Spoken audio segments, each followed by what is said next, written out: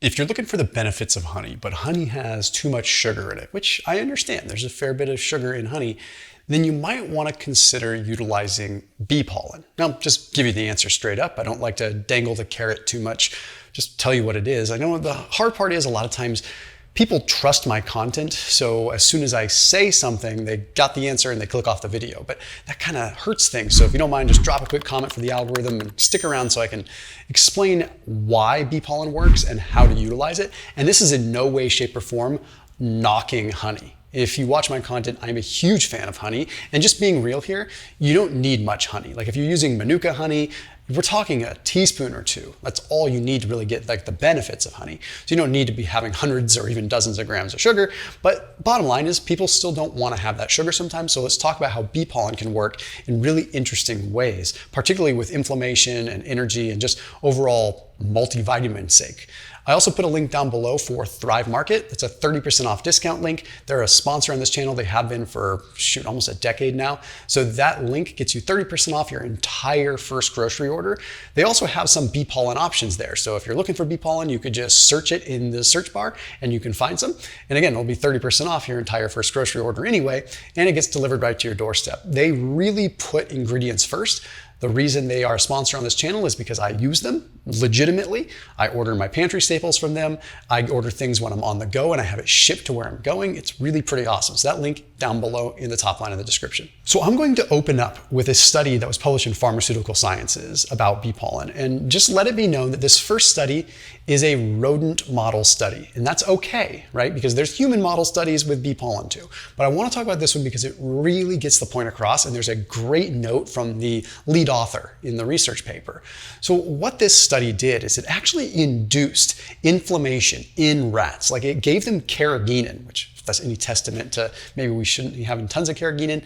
I don't know. Point is they induced inflammation with carrageenan, and then they gave them a direct infusion of bee pollen or a placebo, or just saline. They don't know it's placebo because they're rats. Maybe they do, I don't know. Anyway, point is they wanted to see what would happen here. And here's what happened. The researchers say, and I quote, "Bee pollen significantly reduced exudate volume, leukocyte accumulation, granulation tissue weight, angiogenesis, VEGF, and TNF-alpha, tumor necrosis factor alpha."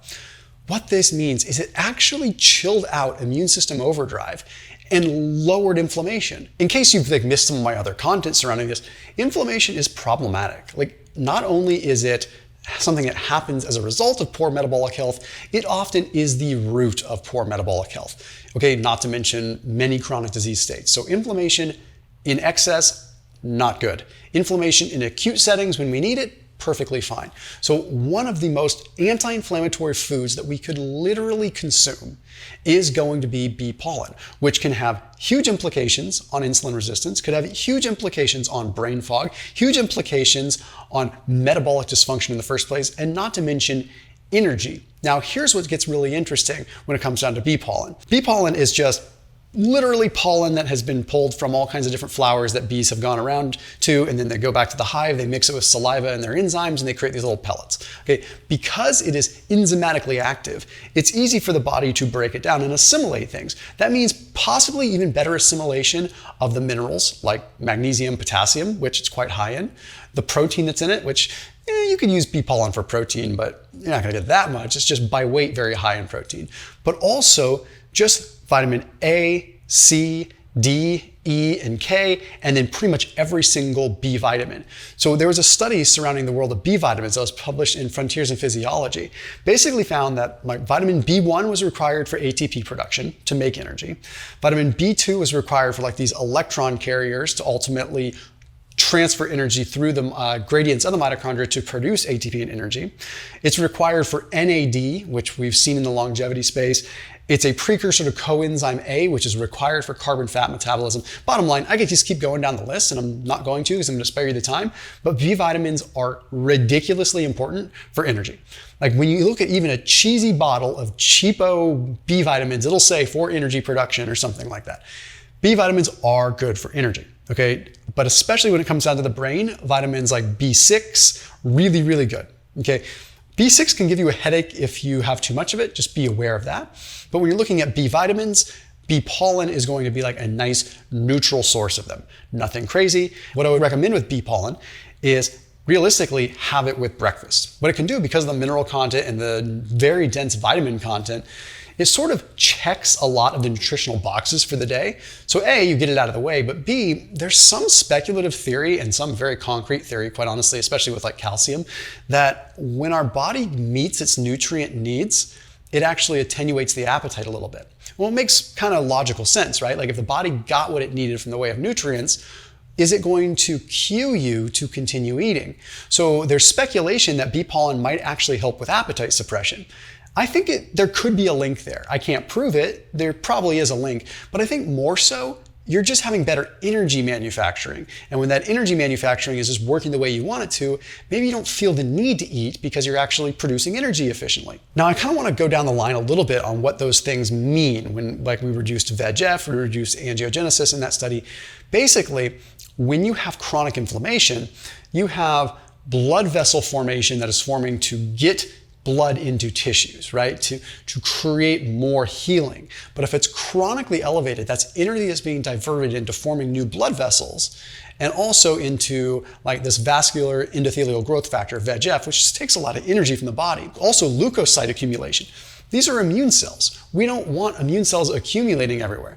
Okay, that is, even when you get ill, when you come down with something, you want your body to fight it and then clear it. It's not until you start having this immune system overactivation and heightened inflammation that things get bad, that it becomes more symptomatic, right? So the way that we can kind of control this is by giving the body the tools that it needs. And that might be one of the key reasons why bee pollen works so well, is because you're actually just giving yourself the nutrition your body needs to maybe deal with the situation at hand a bit better. But then when you look further, you find that bee pollen has two really important things. It has quercetin in it, which quercetin can help what's called the NRF2 pathway, but also just helps the upregulation of your body's natural antioxidants, mainly superoxide dismutase and glutathione.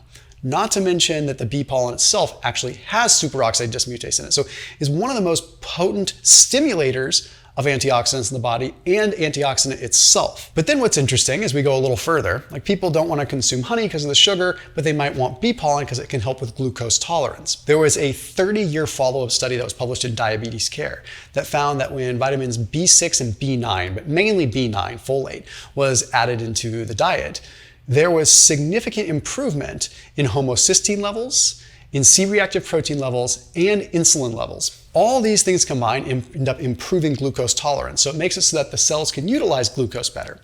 What does this mean for someone that's insulin resistant? Well, it means that you're putting yourself in a spot where you are reducing inflammation so insulin can signal better and the cell can receive the signal for insulin, but you're also putting yourself in a spot where the cell can take up glucose better by improving glucose tolerance, thereby lowering your blood sugar, lowering your fasting insulin, and having less inflammation that comes as a result of those processes not happening in the first place. So we're reducing inflammation directly, and we're reducing inflammation by improving the cell using fuel better. So to take it back a couple notches and go right back to what you may want to consider doing, you only need about a half a tablespoon to a tablespoon of this stuff, okay?